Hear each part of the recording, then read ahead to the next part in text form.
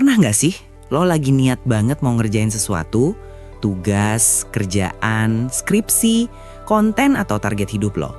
Terus tiba-tiba otak lo bilang, nanti aja deh. Awalnya cuma buka HP sebentar.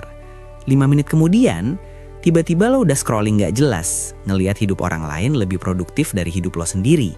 Dan yang paling ngeselin, lo bukan capek, lo bukan bodoh, lo bukan gak mampu, lo cuma males. Dan lo sendiri gak ngerti kenapa rasa malas itu bisa segitu kuatnya. Nah, di video ini gue gak bakal ngomong, ayo semangat, jangan males, atau lo harus disiplin. Karena itu gak pernah works. Di video ini gue mau bahas 5 cara fokus saat rasa malas muncul. Yang realistis, yang bisa langsung lo lakuin, dan yang gak butuh jadi manusia super produktif. Kalau lo sering kejebak di fase niat ada, tenaga ada tapi gak gerak, video ini buat lo. Poin 1. Bukan lawan malas, turunkan standar mulai. Kesalahan paling umum waktu kita malas adalah kita pengen hasil sempurna dari kondisi mental yang lagi drop. Misalnya, mau ngerjain tugas, targetnya langsung kelar. Mau olahraga, targetnya langsung 1 jam. Mau belajar, targetnya langsung fokus 2 jam. Akhirnya apa? Baru mikir aja udah capek. Padahal trik fokus saat malas itu bukan naikin motivasi, tapi nurunin standar mulai. Contoh nyata, daripada bilang, gue harus ngerjain laporan 10 halaman. Ganti jadi, gue cuma buka laptop dan ngetik 3 kalimat. Dan lucunya, begitu lo mulai, otak lo sering bilang, ya udah, sekalian dikit lagi. Malas itu alergi sama awal, bukan sama proses. Tips praktis, pakai aturan cukup jelek dulu. Tulis jelek, kerja berantakan, yang penting mulai. Fokus itu sering datang setelah lo jalan, bukan sebelumnya. Poin 2, pisahkan rasa malas dengan diri lo. Banyak orang gagal fokus bukan karena malas, tapi karena merasa dirinya malas.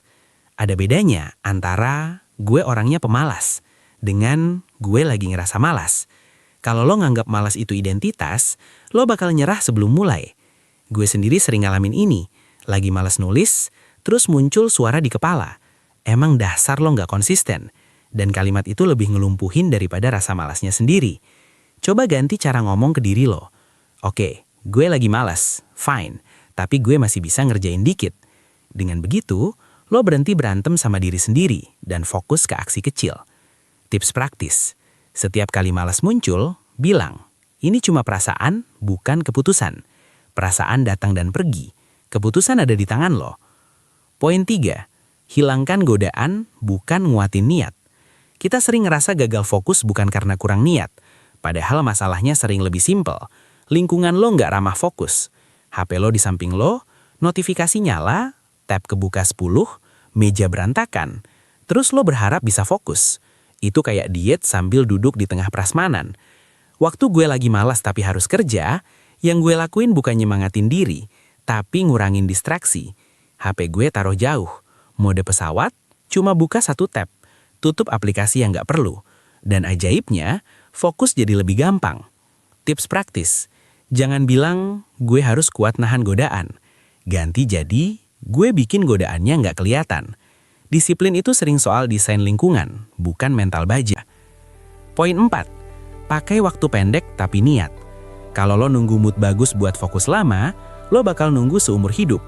Solusinya, pakai waktu pendek tapi niat.